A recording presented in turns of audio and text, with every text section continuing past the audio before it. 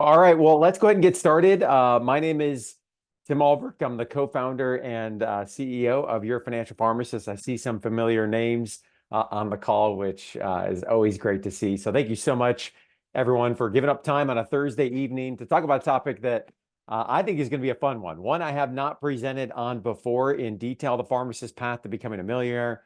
And I was really energized to build this session. I've been working on it for some time and excited to give this a run for the first time and get some feedback and questions from the group as we go throughout. Now, I have one question for the group as we get started, okay? A one-word response in the chat would be fantastic. What emotion comes up when you think about the path to becoming a millionaire? What emotion comes up? Is it excitement? Is it anticipation? Is it fear? Is it anxiety? Is it overwhelmed? What emotion comes up? One word response in the chat. I would love it. When you think about this path of becoming a millionaire, I see freedom, I see daunting, excitement, excitement, excitement, lots of excitement, hope, like that. Keith, thanks for joining. Glad you could be here, Keith. Hope, joy, excitement. Great. Yeah. And that's one of the things that is so important, exhilarating, anticipation, Melissa, freedom. It's great. You know, we think about our emotions to our relationship with money. It's a really important self-awareness that we can have. I know we talk a lot about the X's and O's when it comes to the financial plan, but how we are emotionally feeling around our money is so important because so much of this topic is very behavioral. And we're going to talk a little bit about that here this evening as we jump into the session. Just a couple things as we kick off. For those that I have not had the pleasure yet of meeting, or perhaps maybe we've met virtually but not in person. My name is Tim Ulbrich. Again, I'm the co-founder and CEO of Your Financial Pharmacist. Quick background and story in my career path in pharmacy. I graduated from Ohio Northern University in 2008. Go Polar Bears. Did a year of residency in 2009 at Ohio State. Go Buckeyes. Then I spent a little over a decade, just about a decade, up at Northeast Ohio Medical University in Akron, Cleveland, in a few different roles, and had a chance to meet and work with some fantastic pharmacists and academics, such as Jackie Boyle, who's on the call here this evening, and left that work in 2018 to transition back to Ohio State, where I spent a few years on faculty there, working on their Master's in Health System Pharmacy Administration program. And all the while, I had been starting Your Financial Pharmacist. So 2015, I started Your Financial Pharmacist really as a hobby. I had just finished my journey. Jess and I paid off a couple $100,000 of student loan debt. As I often say to a group of pharmacists, I paid off way too much student loan debt, but it's all too normal in our profession, and really found myself passionate about sharing this journey with other pharmacists. I realized that there wasn't a lot of pharmacists that were talking openly about personal finances. We're going to do here in this evening session, and really saw an opportunity to not only share my journey, but to begin to teach on something that I was passionate about. And through that teaching, learn from other pharmacists as well, as we're in community and in support with one another. So that was the beginning idea of Your Financial Pharmacist. It started as a blog that evolved to a podcast. We wrote the book Seven Figure Pharmacist, and it has evolved over the last 7 or 8 years. We now have a team of 4 certified financial planners, including my partner, Tim Baker. We've got a tax practice led by our CPA, Sean Richards, and we offer fee-only financial planning and tax services. We work with pharmacists, households all across the country. So this is a segment of what we do, and we at Your Financial Pharmacist are committed to help pharmacists at all stages of their career achieve financial freedom. And as I shared in my own journey, it really started with feelings of overwhelmed. If you would have told me when I graduated in 2008, hey, Tim, you have a pathway to become a 7-figure pharmacist, as we titled our book in 2017, I would have said, no way, right? It just didn't feel possible when you have a couple $100,000 of student loan debt that is staring you in the face. And so whether we have new grads that are here listening, maybe perhaps some that are more in that mid-career or even a little bit closer to retirement, there's always an opportunity that we can learn and grow in our financial plan. Now, important as we get into any specific part of the financial plan, this really is meant to be educational in nature. It's not meant to be advice. We have a team that does that individual advice. And so I hope that this will inspire and motivate you in your own journey, or that you'll work with a professional. If you don't have one, we'd love to have the opportunity to work with you as well. But that this would really be a jumping point from which you could then apply and implement it in your own financial plan. We have another webinar. I want to let this group know of coming up next Thursday, a week from today. I'm going to be presenting on negotiation. It's a topic we talk a lot about with our financial planning clients, why negotiation is such an important part of the financial plan. So whether you have an opportunity in front of you to negotiate, maybe with a current employer, where you're thinking, hey, I have an opportunity to maybe ask for a little bit more, that could be monetary or non-monetary based items, or maybe you're in the midst of that job search or have a potential job search in the future. I think you'll get some great value from that webinar that I'm going to be presenting and facilitating next Thursday. So you can register by scanning the QR code. You can go to yourfinancialpharmacist.com/negotiate. Either one will get you to the same place. And I hope you'll join me next Thursday. If you can't join live, make sure to register. And just like we'll do tonight, we'll send a copy of the replay to anyone that registers for the webinar. All right, so let me set the stage here for this evening. And if at any point anybody has any technical audio issues, if you can't see my slides, you can't hear me for some reason, make sure to put it in the chat so that I can address that as quickly as possible. We will be sending out a replay of this session, okay? So I know pharmacists like to take notes and make sure they have all the information. This will be made available to you, the replay will. So more than anything, I want you to sit back, kind of think about how some of this might be implemented in your own financial plan. If you have questions, please use the Q&A feature inside of the webinar. You can also use the chat if that's easier. I'll try to keep an eye on those as we go throughout the session. And I have found in these sessions, and I love the engagement I'm seeing already, that any peer sharing, right? I'm not the only one here that can teach. We all have a role to help one another on our own individual journeys. This is about community, okay? So I don't claim to be the only expert in the room. If you have something to share, share it with the group. Use the chat. We can all learn, myself included. And of course, if you have a question, please make sure to ask that as we go throughout. I do have a few poll questions embedded through. I would love your engagement. That will help me kind of understand who's in the room, what are some of the things that are top of mind, so I can customize this session in the best way possible. As promised, we're going to do a giveaway. So for one person who hangs with us live for this session, the entirety of this session this evening, I'm going to give away a $100 Amazon gift card. The only requirement is that you have to use that $100 Amazon gift card to buy some personal finance books. No, I'm just kidding. You don't have to actually do that, but it probably would be maybe the best return on investment you could get from an Amazon gift card. So if you want to be eligible for that giveaway, again, I'll select this live at the end of the webinar tonight. You can go to yourfinancialpharmacist.com/win. You can also scan the QR code, and either one of those will get you to the same place, and I'll come back to that at the very end of the session. All right, first poll question. Who is in the room? Who is in the room? I want to get an idea of where folks are at in their career journey. Do we have students in the room, residents, fellows, new practitioners within 5 years of graduation, mid-career? I consider mid-career, after 7 to 10 years since graduation, somewhere thereabouts. Or do we have pre-retirees or retirees? So take a moment to answer that. Again, that's going to help me kind of customize where we go with the rest of the session.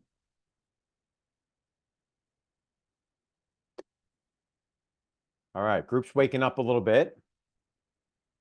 Looks like we've got about 15% students, so kudos to you. You are way further along, students, than I ever was in my own journey. So love the enthusiasm. We got a small group of residents and fellows. That makes sense. They're really busy, especially those that are wrapping up the year. New practitioners, about a quarter. Mid-career, I put myself in that group as well, about 50%, and then 6% that are in the pre-retiree, retiree. Awesome. Thank you so much for your engagement in that. All right, so I have to mention, if any of you have listened to the podcast before, if you're not familiar with the YFP podcast, we publish a brand new episode every Thursday. We've been doing it since July of 2017. One of the things that I say on repeat on the podcast is that we cannot think in silos when it comes to the financial plan, right? There is a thread that runs across our financial plan. Think of it as pieces of the puzzle that we have to put together. Okay, and so as we get ready to dive into this very exciting topic of saving and investing and hopefully building wealth over a long period of time, we run the risk of ignoring other parts of the financial plan, right? So I wouldn't be holding true to my own teaching if I didn't say, hey, before we get into the fun, let's not forget about some of the other foundational things that we need to make sure we have in place, right? Do we have a solid emergency fund, rainy day fund, 3 to 6 months worth of essential expenses? Do we have a plan, or have we already eliminated any revolving high interest rate debt? Most often what I'm referring to here would be that revolving credit card debt at 15, 20, 25% interest. Do we have the basics of our income protection and plan in place? I'm talking about things here like term life, long-term disability insurance. And for those that still have student loans, do we feel like we have optimized our student loan repayment strategy? I often refer to these things as the foundation upon which we're building the rest of our financial plan, right? So if we're running hard after saving and investing for the future and all the exciting things we're going to talk about here this evening, but we haven't put some of the bricks in place, it's kind of like we're trying to build a home without having that strong foundation in place, okay? So I'm not going to spend time on any one of these on this slide. We have talked about these at length in previous webinars on our podcast. We've got a lot of information on the website that you can learn more about each one of these. But I'd be remiss if I didn't first say, hey, before we talk about this concept, exciting concept of becoming a millionaire, we have to make sure that we have that strong foundation in place, or else we run the risk of getting in front of ourselves. Now, what are we talking about? What are we even referring to when I say the pharmacist path to becoming a millionaire? Now, there's lots of ways you can define this, but we're going to speak in terms of net worth. Okay, net worth. Now, if you've never run a net worth calculation before, tonight's the night, the first time to do it. Okay, your net worth, I believe, is the indicator of your financial health that we want to be tracking over a period of time. And I'm going to encourage you to be tracking this on a monthly basis. Very easy to do once you get it set up. This is what I think of as kind of the 20,000-foot view of the health of our financial plan. And then within this, we're going to get into the weeds and really start to look at the individual parts of the plan. Now, what is your net worth? Your net worth is your assets, or what you own, minus your liabilities, or what you owe. Okay, so it's everything that you own minus everything that you owe. And for those of you that have heard me share my own journey, when I was about four and a half years out of pharmacy school, doing a net worth calculation as a result of learning about this concept and the importance of this concept as an indicator of your financial health from the book, The Millionaire Next Door, was really the transformation point for my own financial journey. Because it was that moment where I realized, wait a minute, it's not just about income. Income is a tool, but net worth is ultimately what sticks, right? Because if you grow your assets, if you grow what you own, and you pay down your liabilities, your net worth is going to be trending up in the right direction. Now, for me, when I was 4 years in my journey, I quickly realized, wow, I've earned almost $500,000 of income, but I had a net worth of negative $225,000. And that was the real lesson I needed to learn, that income, a good income, does not necessarily equal financial success. Okay, so very easy calculation to do. If you've never done it before, tonight's the night. We got to start somewhere. Okay, if you have done this or you've been tracking it, maybe a reminder to come back to this. Very simple, and I'll show you the sheet that my wife and I use in our own journey. But essentially, again, we're adding up all the assets, what we own. This could be retirement accounts. This could be brokerage accounts. This could be the value of our home if we own a home, right? Anything that has a tangible asset that could be liquidated if we needed to liquidate. It could be a savings account, checking account, etc. On the right-hand side of the column is the liabilities, right? Everything that we owe. This could be debt. That could be credit card debt, could be car debt, could be student loan debt, could be a mortgage, right? Any form of debt that we owe, any type of note that we have outstanding, we're going to add up in terms of the liabilities column. So what this looks like, and if you haven't read the book, The Millionaire Next Door, before, he talks at length about why net worth is such an important indicator of one's financial health, and why income is not the indicator that we should be focused on alone. Rather, again, that's a tool, but we've got to put that tool to work. Now, I know pharmacists like to have a point of comparison, like, hey, how am I doing, right? Where am I at? And he does give a recommendation. This is one of those back of napkin math types of recommendation of what your expected net worth should be. Now, I would argue for pharmacists, you've got to be a little bit cautious in doing this calculation, because many of us didn't start earning an income to a little bit later, right, age, because of a longer educational period. And because of that, we might just be a touch behind. And of course, the debt load is also going to impact this as well. So he says, if you take your age and you multiply it by your gross income, you can run these numbers right now, you divide it by 10, that's roughly your expected net worth, or where you should be at this point in time. So for example, if you have a 45-year-old pharmacist, let's say they make $140,000 per year, their expected net worth, so age 45 times their gross annual income divided by 10 is $630,000. So again, that's just a target, a point that we're trying to get an understanding of where are we at. Now, his further research says that if you're in the top quartile of your expected net worth, again, based on age, you can essentially multiply that expected net worth times 2.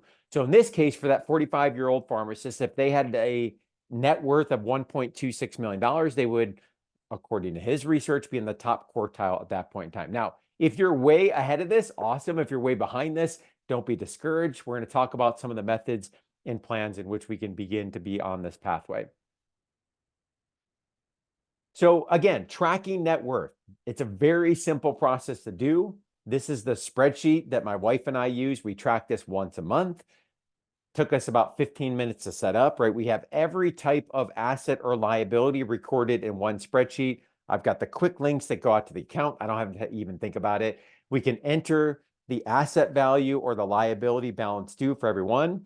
That's going to then sum up to the bottom. And then we're tracking that month over month, year over year, and looking at how that's progressing. And we should be able to see that going in an upward direction, right? So again, for us, this started early in our journey. It was very simple, right? At the time when we first got married, we didn't have a mortgage.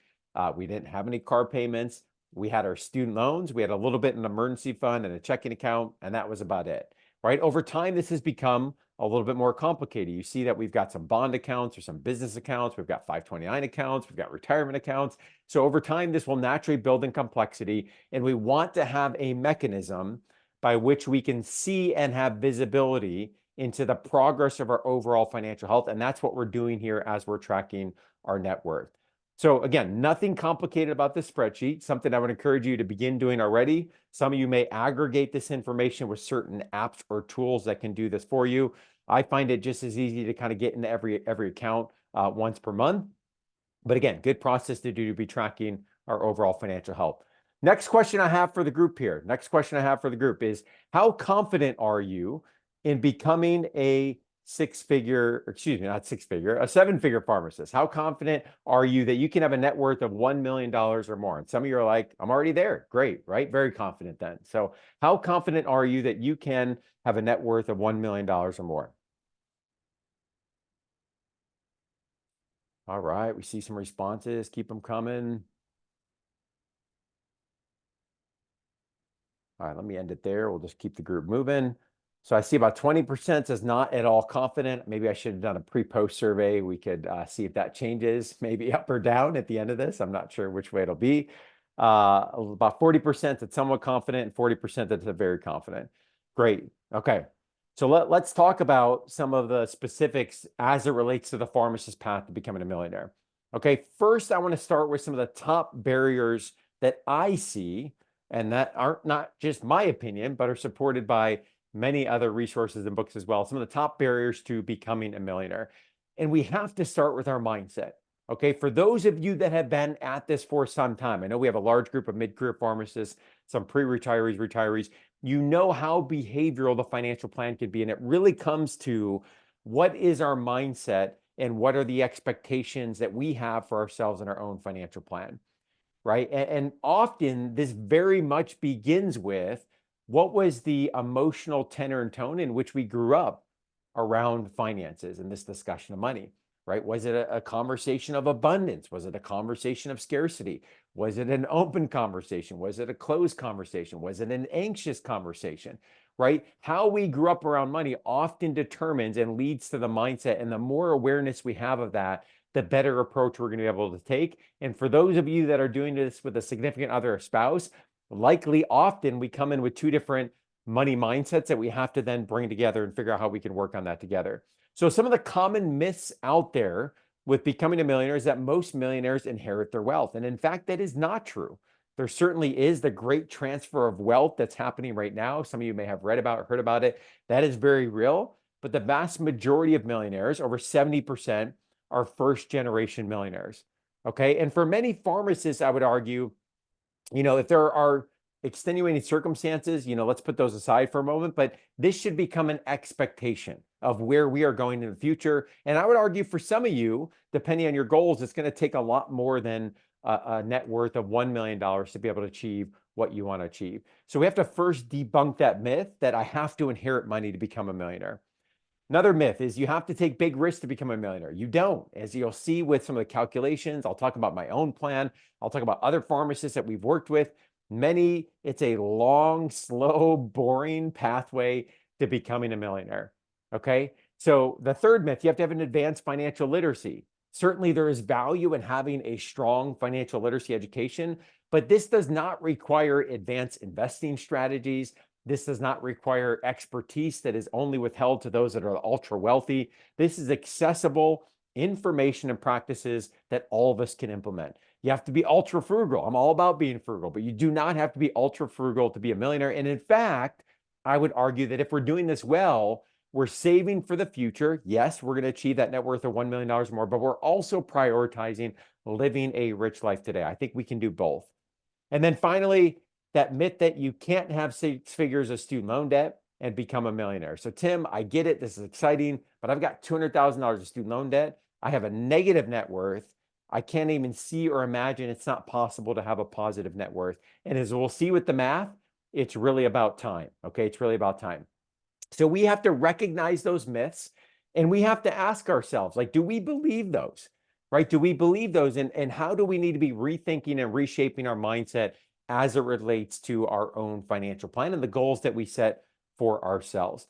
Now, in my work over the last 8 years, my own financial journey and working with thousands of pharmacists on this topic, the 4 biggest barriers, not to say they're ones we can't overcome, but the 4 biggest barriers that I see are getting in the way of pharmacists being able to ultimately save and achieve their long-term goals are: number 1, student loan debt. Okay, we've addressed that a couple times already. The median debt load of a pharmacy graduate from the class of 2023 was about $160,000. Wow, that's a big number. It's actually coming down a little bit, which is good news. We'll see what happens here with the class of 2024. But we're starting out of the gates, right, with our hands handcuffed a little bit. And so student loan debt is very real. And I'll show you an example here of what that payment can mean in terms of the monthly budget. The second one, perhaps the gorilla in the room, given the housing market right now, would be housing costs.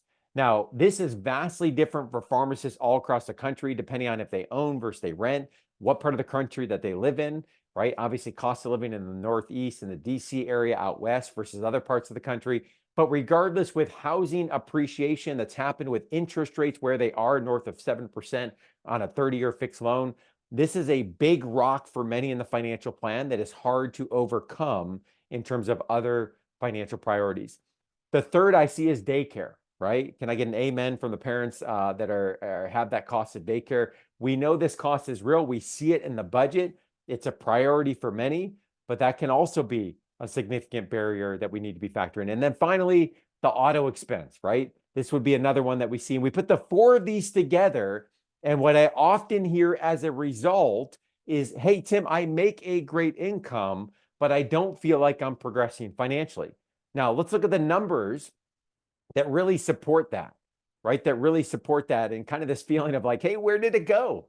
Where did it go? I make a good income, but I don't feel like I'm able to progress as much as I could be or should be financially. And let's take a look at what those numbers show us, right? So if we assume a pharmacist has $7,000 of take-home pay, now, so for some of you, that might be much higher. For some of you, a little bit lower. For the residents, lower. For the students, you're like, hey, I wish, can't wait, right? If we assume $7,000 of take-home pay, if we look at the average home price right now in the US, it's actually north of $400,000. So we'll assume a $400,000 home on a 30-year fixed rate mortgage. That's a monthly payment of principal and interest alone. Okay, I'm not talking about taxes and insurance and all the other expenses that come with owning a home, of $2,661 per month for 30 years to have that home paid off. So right there, we can see that significant percentage of take-home pay that's being eaten up by an average mortgage. Now, some of you that live in higher cost living areas, you're like, I wish I could get a $400,000 home. And for some of you that maybe live in more rural areas, you can buy a home that's even maybe at a more affordable price. So it's all relative. The second thing, let's look at is student loans. So if we take the average student loan debt, right, that number I gave you, about $160,000, and we put that on a standard 10-year fixed monthly payment, that's about $1,887, just shy of $1,900 per month, every single month for 10 years. Now, not everyone's going to go on the standard 10-year repayment plan. In fact, many people are not. right? You might be on a longer income-driven repayment plan. You might pay that off more aggressively. You might be pursuing public service loan forgiveness, totally separate topic in and of itself. But nonetheless, on average, we can see that that's a big rock, right? That's a big percentage of the take-home pay.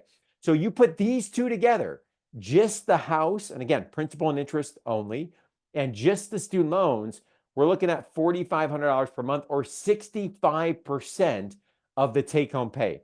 That's the first thing I'm looking at when we talk about saving and investing for the future is what's the margin that we have in the monthly budget? And that's going to be determined by the fixed costs, right? Those things that we necessarily can't really change or at least change for the foreseeable future.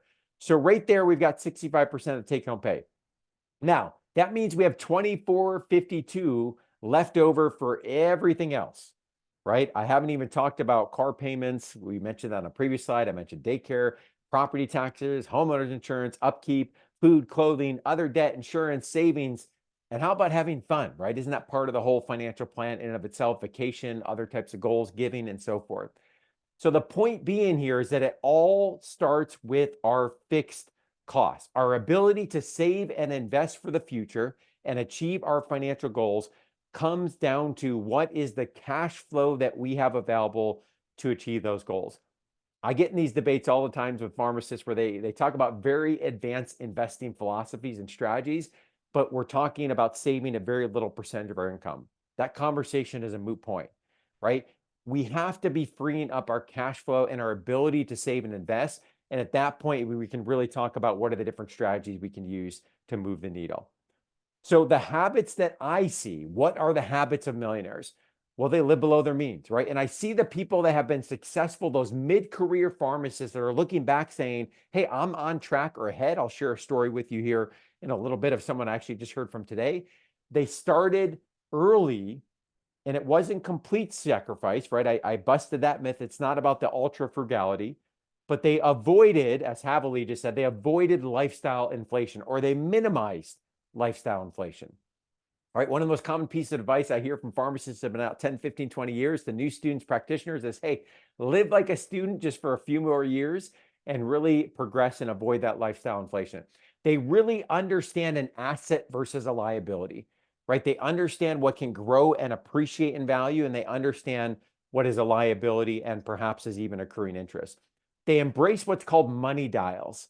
And this is not my concept. This is from Ramit Sethi, great personal finance writer, wrote the book, I Will Teach You to Be Rich. He talks about this concept of money dials in his book, which the idea is the things that you care about financially that derive the greatest significance in your own life, let's dial it up and prioritize it. And the things that you don't, let's dial it down, right? Let's dial it down. So for him, his money dial is convenience. He likes to invest in convenience and he could care less about cars, right? So for him, it's dialing down the cars, it's dialing up the convenience. They have a system. There's intentionality. We'll talk about that. They value net worth over income. We talked about why that's important. They invest a little bit of time. It's not a huge amount of time, but at least a little bit of time to track their progress and make sure they're continuously learning on this topic. I say that they have a mindset that there is no arrived with the financial plan, right? The second we think we have it all figured out, that's when we're going to get in trouble, right? Some humility and understanding there's always something to learn on this topic. There is no arrive with the financial plan. They have a mechanism to auto save, or at least most of it, any pay raises or adjustments. And they also value the expense and the income side of the equation. So what I mean by that is they're not just focused on cut, but they're also looking at how can I grow my income and take the ceiling off my income over time, or at least increase that income significantly over time. These are the habits that I see of the millionaires, and it all starts with the mindset that we talked about just a few moments ago. Now, one of my favorite books, I'm going to throw several books at you as we go throughout the session here this evening. The Compound Effect, which is not just about personal finance, but it's one that I come back to often. He talks about when we think about long-term success, right? It's small, smart choices plus consistency plus time equals the radical difference. Small, smart choices plus consistency plus time equals radical difference. And that's what we're going to talk about, because when it comes to being a millionaire, you know, with few exceptions, it's a fairly long, boring road. Okay. It's small, smart choices consistently. If I could add in there automatically, we would automate this process over a long period of time, right? As Lucy just said, time is also important. Absolutely. Time value of money. We'll talk about that here in a moment. Those are the things that are going to lead to a radical difference. Okay, that's what he's talking about in that book. So let's talk about the simple math to $1 million. Now, the reason why I think this is important is often when we talk about this concept of becoming a millionaire, becoming a seven-figure pharmacist, it feels very hard to put our arms around that, right? I see this a lot when we do a nest egg calculation with clients or individuals where we're talking about retirement planning and we say, hey, we need 3.5 or 4.5 or $5.5 million. And they look at us like we have 3.3, 4.5 or 5.5 million heads, right? It's a big, scary, overwhelming number. What does it actually mean to me right now? Same thing with even just we talk about the net worth of $1 million or more. That's a big, overwhelming, scary number. And so we have to start to put some objective numbers for how we can begin to implement this in our own plan. So now don't get too caught up in the rate of returns and the assumptions. There's a lot of back of napkin math that we're using here, but I want to show just kind of an idea of the importance of the variable of time when we look at the path to $1 million. So if we're saving, we'll look at different monthly contributions. We're not going to focus on where we're saving it, what allocation of stocks or bonds. That's all kind of the next level strategy of this. But if we're investing our money in a portfolio of investments that are earning on average a 7% annual rate of return. Now, for the market nerds, we know that the market doesn't work in a clean 7% annual rate of return, right? There's going to be volatility. We've seen it recently for sure. But let's look at this as a relatively moderate assumption. If we look at the historical rate of return of the stock market since the Great Depression, net of inflation, it's a pretty good number, I think, that we can use to start. You can certainly run your own numbers a little bit lower, a little bit higher if you'd like to. What we see here is that if we contribute $418 a month for 40 years, right, in a portfolio that's earning a 7% annual rate of return, we don't touch it, we're going to wake up in 40 years and have $1 million. Okay. Now, that's a long time, right? So let's look at a shorter time. Well, shorter time, 35 years, it's going to take more, right? Because time is one of the most important variables when it comes to long-term savings. So when we look at a shorter time window of 35 years, which is why, as Havlicek said, Albert Einstein said, compounding interest is the eighth wonder of the world. He who understands it earns it. He who doesn't pays it, right? So if it's 35 years, now it's not 418, but it's 603 to get to that same million. If it's 30 years, it's not 418, it's 883. We've now doubled it, and you can see how a 10-year difference, a 10-year in delayed savings means we've got to save that much more aggressively. 25 years, we're at 1,300. 20 years, we got to save $2,000 a month. 15 years, we got to save $3,300 per month.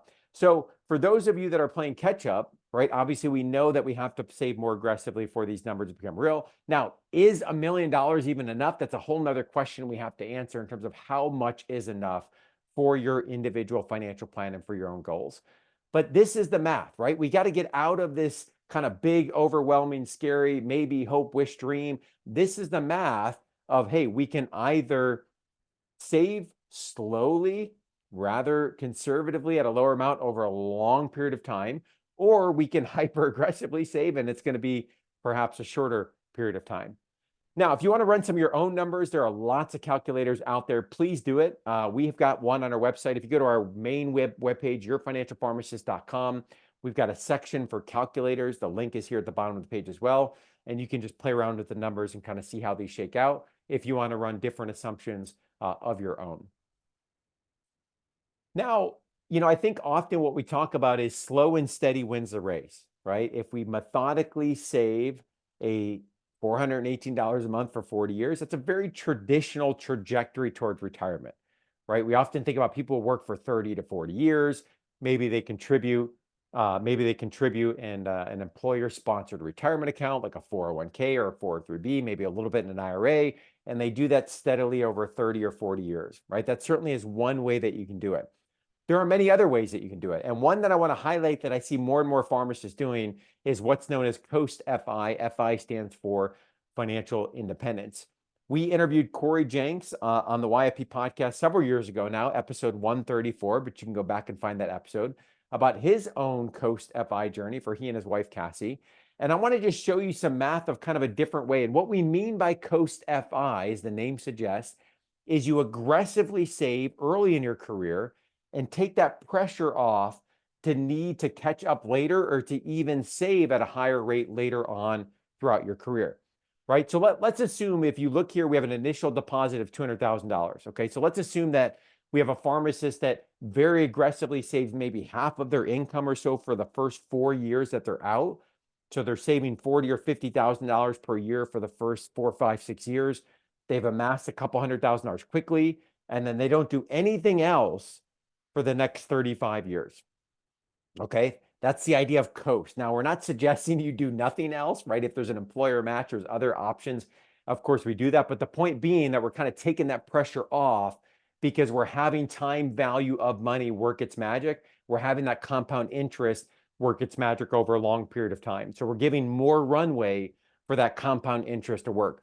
So what we see here is if we get to that $200,000 early, again, aggressive savings, that's the idea with Coast FI, and that just coasts for 35 years.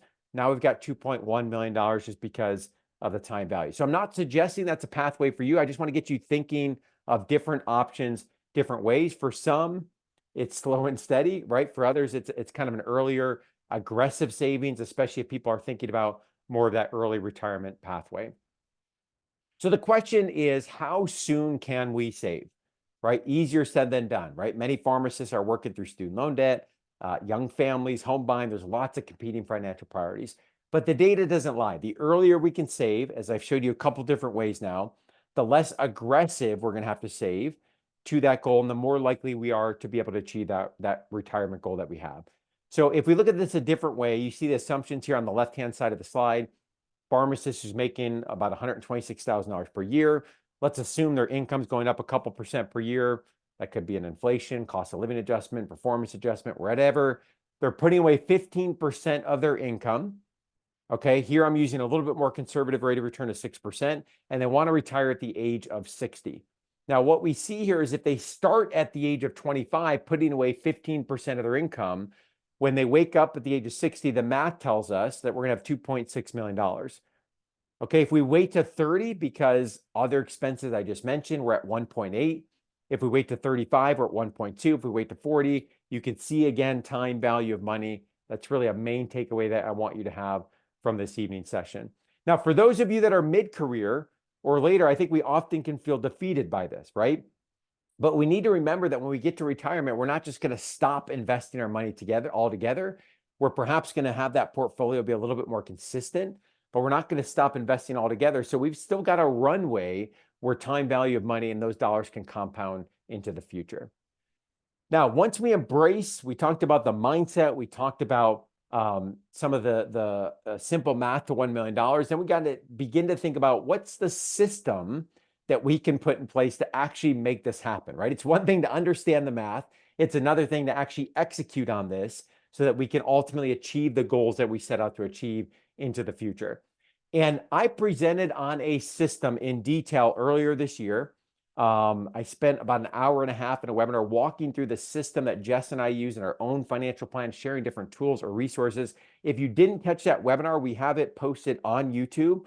So I'm not going to go in detail into that here this evening.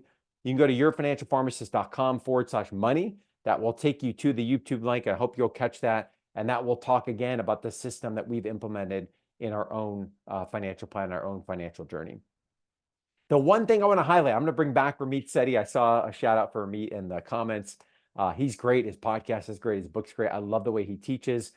Is that one of the things he talks about that I think is so critical to the system is automation, especially when it comes to investing, right? It is hard to put money away for a future state, a future date and time that we can't yet touch, feel, or see, right? When we have real needs in front of us today.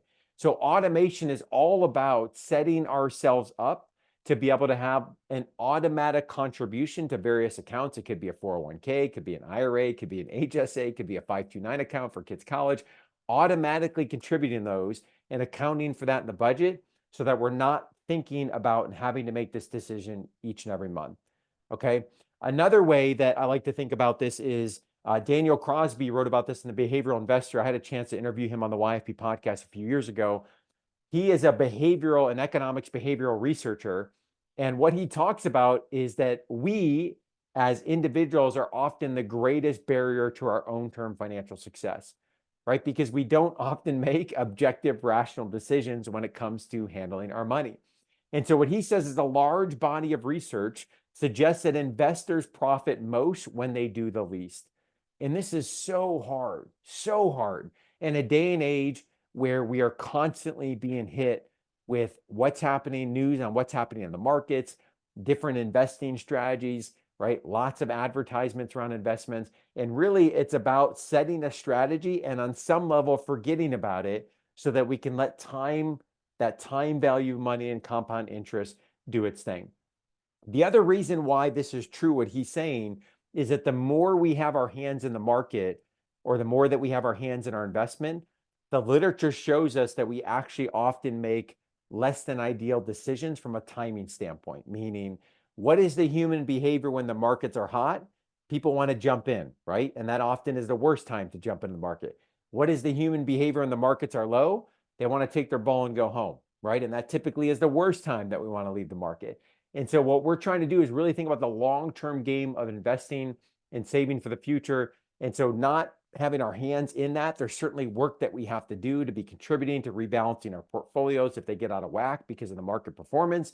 But we don't want to be constantly making adjustments and moves, not only from a performance standpoint, but also because often those can incur tax consequences and potentially fees along the way as well. Simple is better. As my partner Tim Baker often says, a good long-term investing strategy sometimes should be as boring as watching paint dry, right?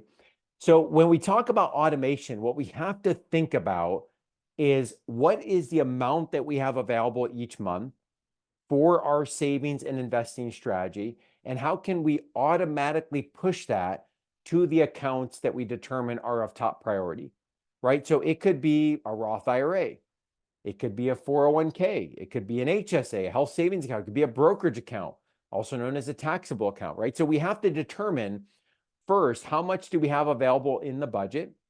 Is it $300? Is it $3,000, right? What are we working with?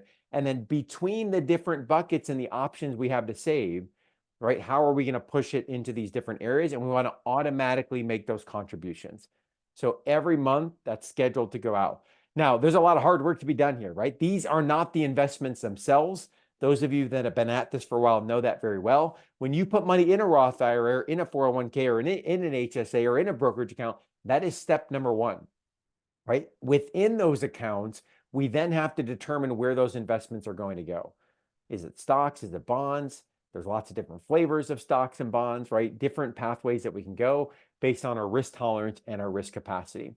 So let me show you kind of what this looks like for Jess and I in our own financial plan when I talk about automation. Okay, so I work for Your Financial Pharmacist. That's who my paycheck comes from. Before that money gets hits to our bank account, so we use Ally Online Bank for all our checking and savings accounts. Before that paycheck gets direct deposited, right, there's an auto deduction that's going to a 401k. So my contribution goes to a Roth 401k, the employer match goes to a traditional 401k, and then we have a contribution that's going to an HSA. So those are automatically being distributed out. Then for those that are after tax contributions, right, these would be things like a Roth IRA, a brokerage account, 529 account for kids' college savings. Those are set up as automatic deductions after the paycheck hits the checking account. Okay, so what we're talking about here are pre-tax, post-tax contributions. And I know we've covered this a lot in different webinars and podcasts. We've got a lot more information on our website as well. But the key here is that these are scheduled and they're defined as a dollar amount. So for example, we might have $300 a month or whatever the amount is going to a Roth IRA. If I get paid on the first, on the third or fourth of the month, that's automatically being moved over to the account. Could be the same with a brokerage account, same with the 529 account. Once we have factored it into the budget, it needs to be scheduled and it needs to be automated. That's what we're talking about here with the system.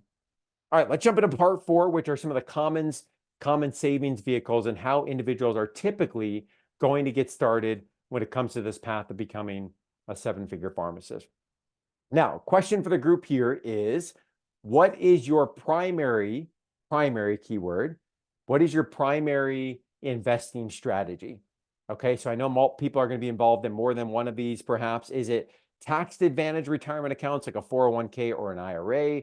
Is it brokerage accounts? So these would be accounts that don't fall under an employer-sponsored retirement account or an individual retirement arrangement, which is an IRA. Is it real estate? Is it digital assets? And I have no idea why Ohio is there as a choice, but I like it. So that could be a good one as well. What is your primary investing strategy?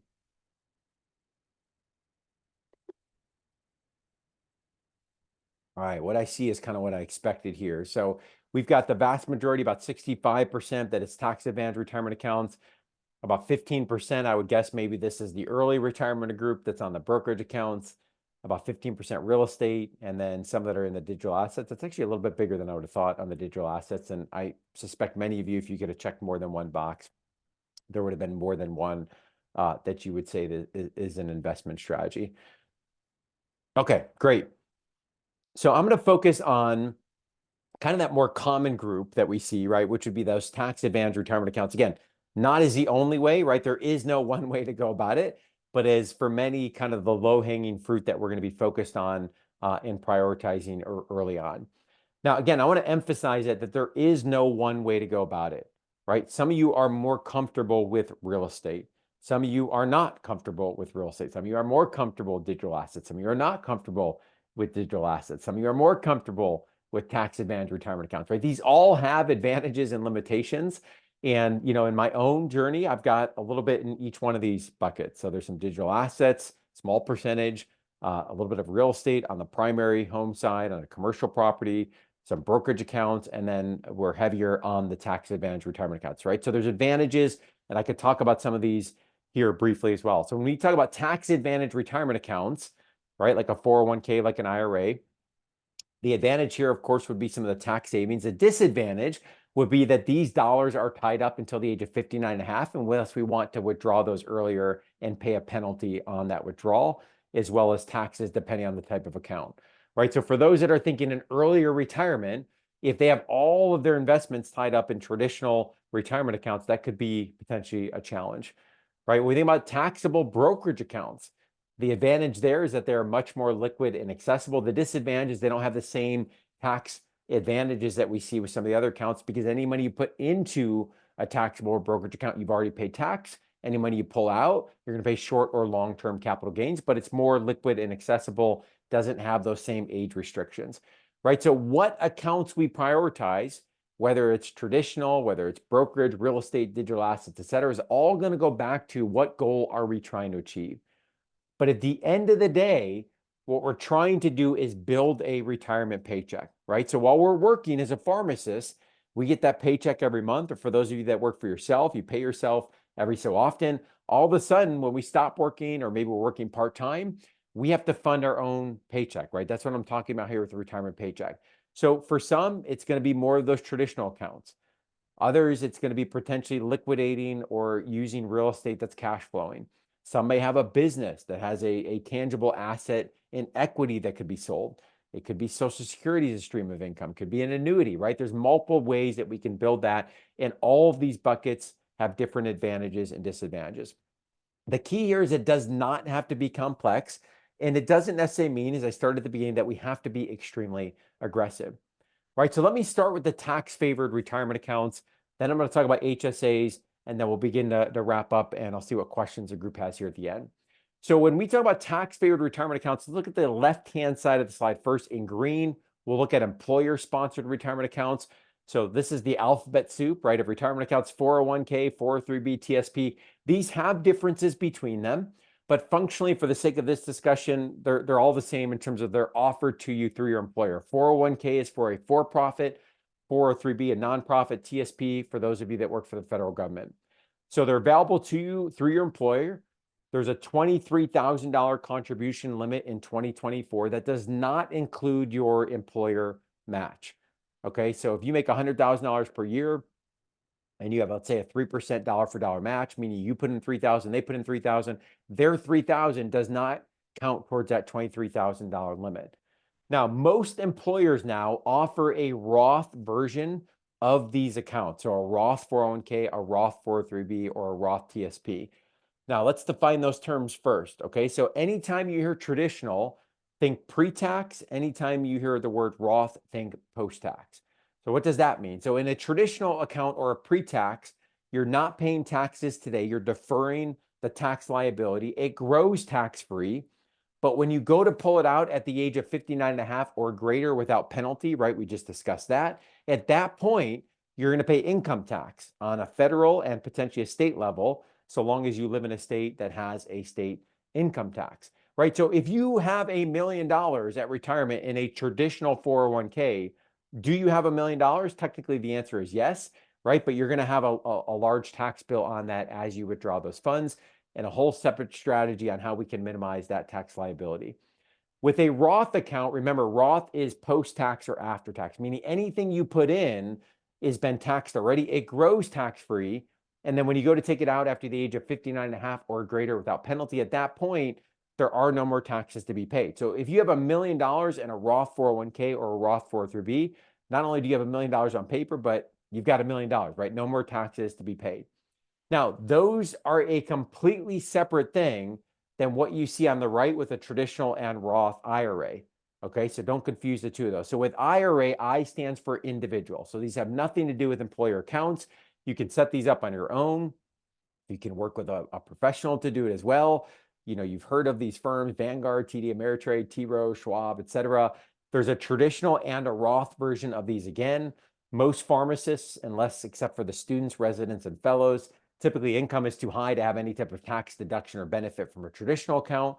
Some pharmacists are able to contribute directly to a Roth. Some make too much and have to do what's called a backdoor Roth IRA to be able to take advantage of that.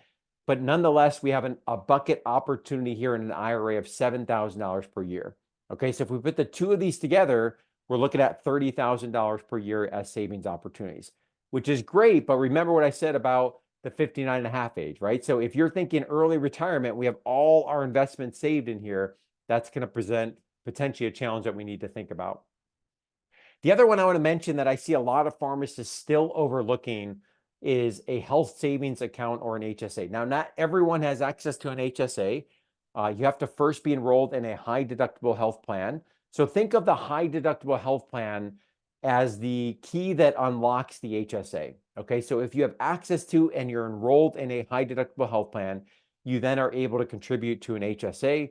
A little over $4,000 per year for individuals, a little over $8,000 per year for families. You see the catch-up provision there. One of the great things about the HSA is there's no income limit. So for higher income earners or household earners, there's no income limits that prevent you from contributing. And it has what's known as the triple tax benefit, which simply is the best of both worlds of what you just saw with the traditional and the Roth. Okay, so if you put money into an HSA, that is lowering your taxable income today. If you can then invest it and save it, just like you would in an IRA or another account, that can grow tax-free. That's the second tax benefit. And then you can withdraw it tax-free so long as you use it for qualified healthcare expenses or the reimbursement of previously incurred qualified healthcare expenses that you cash flowed previously. Okay, so that is why the HSA is so advantageous. Now, when I say pre-tax, right, with an HSA or with a traditional account, what I mean by that is you're reducing your taxable income today.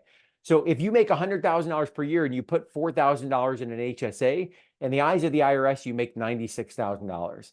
Okay, so these are strategies, traditional accounts, HSAs, that can be really advantageous for pharmacist earners that are kind of in that sweet spot from a tax standpoint. But of course, everyone's situation is going to be a little bit different. Now, the question is, and I kind of already mentioned this a little bit, but how much do you have, right? Not all buckets are created equal. So if we wake up in however many years, and let's assume we have $4 million that is equally divided between 4 different buckets, probably never going to be this clean. But let's say you have $1 million in a traditional 401k, $1 million in a Roth IRA, $1 million in a taxable or a brokerage account, and $1 million in an HSA. So again, do you have $4 million? Well, yeah, technically you do, right? But these buckets are going to be treated differently from a tax perspective when you withdraw those dollars in retirement, which is important, right? Because we have to build that retirement paycheck because of how they were treated from a tax perspective on what went in, right? So your $1 million in your traditional 401k, you haven't paid taxes on it yet. It went in pre-tax. So you're going to pay tax on the back end. With your Roth IRA, it went in after tax, so no more tax to be paid. With your brokerage account or your taxable account, it went in after tax. But the reason why this has some holes at the bottom of the bucket is because you're getting hit with tax on both sides, right? Remember, in a brokerage account or a taxable account, not only are you paying taxes going in, but you're going to pay short or long-term capital gains when you pull that money out on the earnings of that account. However, that bucket has an advantage these others don't have, that it's more liquid, more accessible, doesn't have the age restrictions that we talked about. So for those that are on that early retirement pathway, often that savings bucket of a brokerage or taxable account is going to be an important piece of the equation. And then finally, the HSA, the reason why the HSA is colored in is it's that one that's bulletproof from tax, right? It's got the best of both worlds of the pre and the post, of the Roth and the traditional. So we didn't pay tax going in. We didn't pay tax on the earnings. We're not going to pay tax on it coming out, as long as we're using it for those qualified healthcare expenses. So let me wrap up here with some advice that I've received from the community in preparation from this webinar. And I actually had somebody reach out to me today to share their own story or journey, which I'm going to do anonymously here on the next slide. So a couple people reiterating what we talked about already. Hey, live below your means, avoid most debt, save and invest.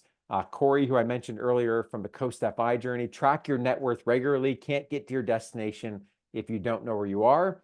Jennifer, start young, even a little bit early on. If you can, be diligent in finding your retirement. Always maximize the company match, live within your means, but still enjoy life, right? That's that balance that we were talking about a little bit earlier. Now, I had somebody reach out to me today. Michael, I won't share any of his other information to keep him anonymous. And he said, hey, I want to share my story, my journey, and perfect timing, right? Doing this webinar here this evening. So he reached out to say, hey, I'm 42 years old. I graduated in 2008. And he said, I have a net worth that's just shy of $2 million. And his take-home points from his message were that for him, a big part of his journey was, yes, he saved early on through the company match and through maxing out a 401k, but he then had a shorter period of time where he was aggressively saving, kind of more in that Coast-FI pathway that I talked a little bit earlier. The other thing that he did, which I thought was interesting, is he invested in real estate, where he did what's called a house hack. So this is where we've talked about it on the podcast before. This is where someone buys a duplex, triplex, or quad. They live in one unit and then they're renting out the other unit. So a combination of real estate investing and using that as a investment property. He mentioned he kind of made his mistake from his perspective of having those expensive vehicles early on, was able to make that transition, save and invest. He talked about the importance of patience, right? So compounding with stocks and real estate is like a locomotive, slow to get started, but after a while, it's full steam ahead and there's no stopping it. And he talked about the frugality and the impact that was there and how that's been able to have a huge impact on his future. So he introduced himself as, hey, I'm Michael. I'm a, quote, retired pharmacist, 42 years old, net worth just shy of $2 million. I thought that was a cool story worth sharing with the community. All right, let me just wrap up and then we'll do our giveaway. I'll take some questions here. We're right on time, which is great. For those of you that aren't familiar with what we do at YFP, we really have something for everyone at all phases of their career journeys. From free to one-on-one, we have a weekly podcast that we publish every Thursday. You can check that on our website.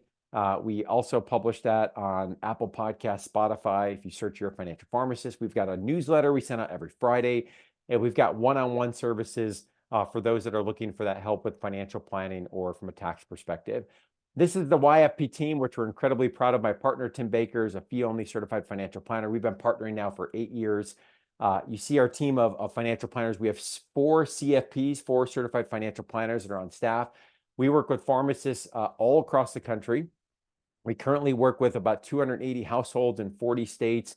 And really, the one of the main advantages we have with our team is, in addition to the financial planning expertise, we also have an in-house tax team led by our CPA, Sean Richards. So we really feel like when you put together the financial plan with the CPA, with the tax plan, that's where we really start to see some things that are optimized. One of the things that we're really proud of that we have built in our financial planning process is we look at the A to Z to the financial plan, right? Everyone is on their own individual journey. So it's not only about the investments and the retirement planning we've talked about here this evening. It's about the estate planning and the wealth protection. It's about the debt repayment, right? It's about the big decisions like a new job and purchasing a home and growing a family, caring for elderly parents. The financial plan touches every single phase of that financial plan. And we want to be on that journey alongside of you as you go throughout that as well. We have a great base of clients that I think have gotten just incredible value out of this service. I actually had the chance to work with Jamela here recently as she was going through a negotiation with a new position, which is just one example where I think we don't think sometimes about evaluating job offers and negotiation being an important part of the financial plan. She mentioned, hey, there's peace in knowing that we've got a team to help guide these decisions and walk us through many steps that we've never taken before. Kelly, who's a fellow pharmacy entrepreneur, talked about the importance of the financial planning team early in her journey, saying I was stuck on what the next steps were. Working with YFP Planning helped me to get to that next level. It was about individual goals, helped me to develop a plan that would reach them in a way that aligned with what I value, a trusted advisor on the financial journey. That's what we really pride ourselves doing at YFP. If you want to learn more about our services and determine whether or not they may be a good fit, you can go to yourfinancialpharmacist.com/learn. You'll see more information on that page. You can let us know which services you may or may not be interested in. We have a discovery call process led by my partner, Tim, to determine whether or not that service is a good fit, to learn more about your goals, learn more about our services, and again, to see if there is alignment there or not. So you can go to yourfinancialpharmacist.com/learn. You can scan the QR code here. Either one of those will get you to the same place. All right, let's do our giveaway, and then I will hang around for a couple minutes to answer questions. I see one that already came in about a mortgage. So just give me 1 second.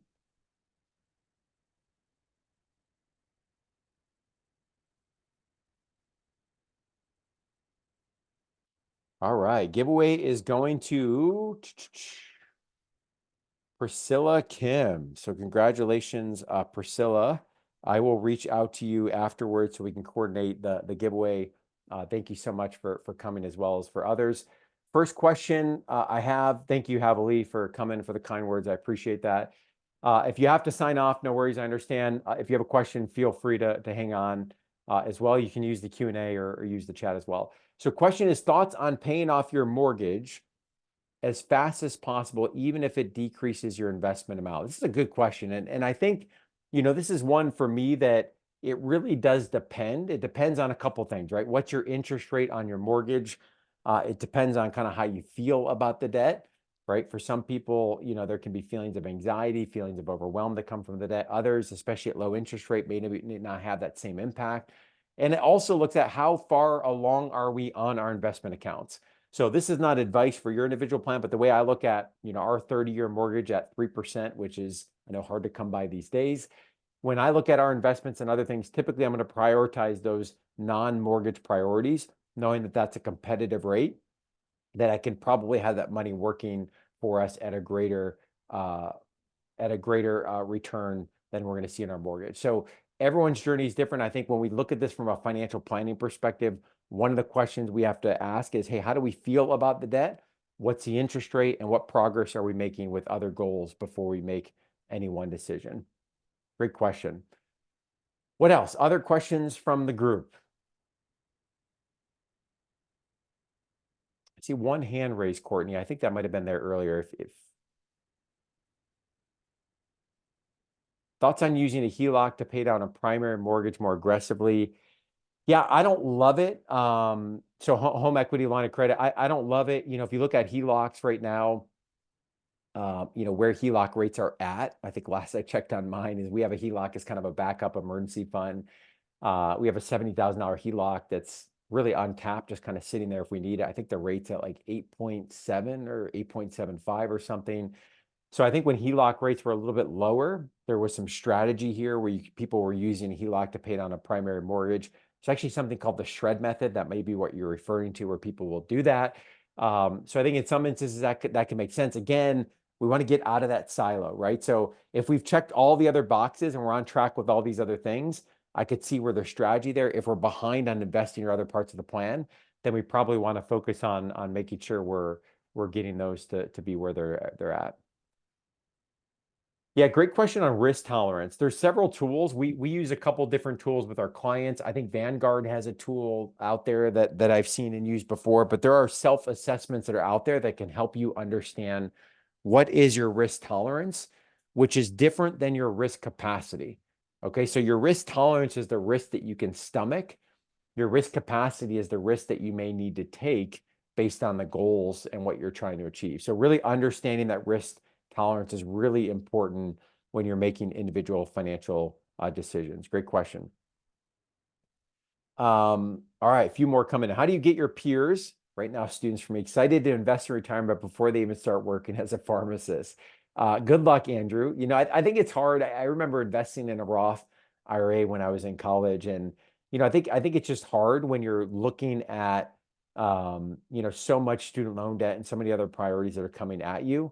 But obviously, we talked about how important that time is, right, and be able to do it. So I think time value of money, showing those calculations. We've actually seen some colleges, shout out to Neomed, that started a personal finance club in the college. So, one good mechanism, a way that people are generating interest in that.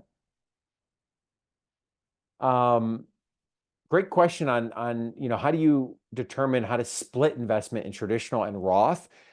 Yeah, that's a common question we get, and it really does depend on your tax base, your tax situation, and what else is going on. So what I mean by that is, for just as one example, there's many here, but one example, if somebody's pursuing something like public service loan forgiveness for student loans, where your monthly student loan payment is based off of your adjusted gross income, anything you put into a Roth isn't going to change your adjusted gross income. Anything you put into a traditional 401k is going to lower your adjusted gross income, right? So in that case, it might be more advantageous to lower our adjusted gross income. That's going to have a more favorable impact on our student loan amount that we're paying, that could potentially increase our tax-free forgiveness. So someone has to do with our tax situation. Some of it also has to do with, what potentially taxes may or may not be in the future. We don't know that. When I look at, especially like residents, fellow students that are in a lower tax bracket now, that's obviously going to even favor more something like a Roth account where you can pay your taxes today versus the future. So there's several things that can go into that for certain. All right, one more I'm going to take here. How do you determine whether to put more money in traditional or Roth? Oh, we just answered that. Thank you, Anthony. So yeah, there are some calculators out there, but I think some of those actually often forget some of the nuances of things, like the example I just gave as it relates to the student loans. Well, again, I thank all of you so much for giving up time on a Thursday night. We will send out a replay of this. If you have any questions that come up afterwards, we have a segment on our podcast where we answer questions. So feel free to send us your questions, info@yourfinancialpharmacist.com, and we'll try to answer those as well on an upcoming episode of the YFP podcast. Thank you all so much for coming, and I hope everyone has a great rest of your night. Take care.